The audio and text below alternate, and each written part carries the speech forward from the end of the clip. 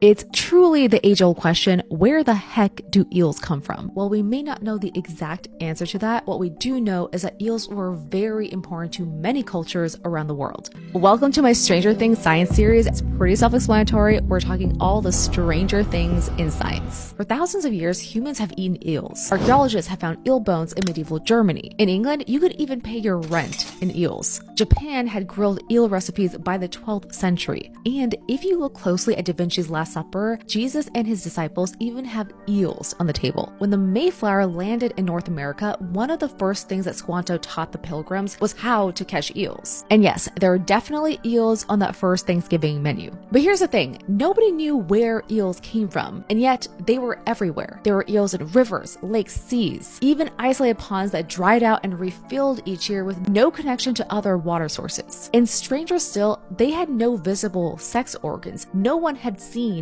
eels mate. So naturally, the theories got wild. Aristotle decided that eels spontaneously arose out of mud and rainwater. Ancient Egyptians believed they formed when the sun shone on the Nile. In 18th century Italy, amid ongoing wars, scientists decided to unite the nation by being the first country to discover eel gonads, a certainly unique approach to nationalism, and they hastily announced their success, but they were wrong. Before Sigmund Freud became famous for psychology, he was obsessed with finding eel testes. Eventually, he failed and moved on to human beings, where testes were considerably less mysterious. Eels are interesting because they have 4 distinct life phases and often get mistaken for different types of fish during each stage, when in fact, it was the same eel the entire time. They start out as larvae floating in the open ocean, then become glass-like alvars swimming towards the coastline, then into yellow-brown eels that can move across land and hibernate in mud for decades, finally becoming silver eels with powerful muscles. In this phase, the eel will travel thousands of miles relying on its fat reserves to survive.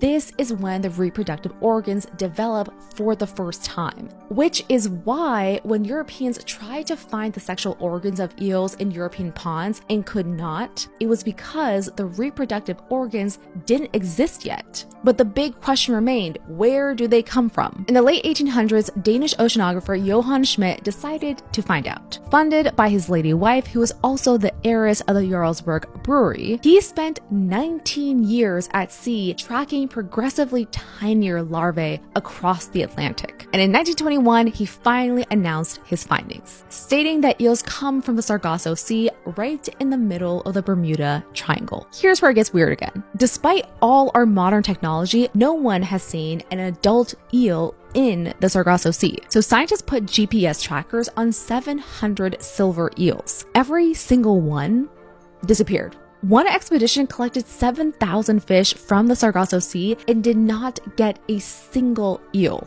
After thousands of years of eating eels, we still don't know where the heck they come from. These eels are elusive as heck. Follow me for more of my Stranger Things series and make sure you're subscribed to our YouTube channel for a big Stranger Things episode at the end of the month on Amelia Earhart.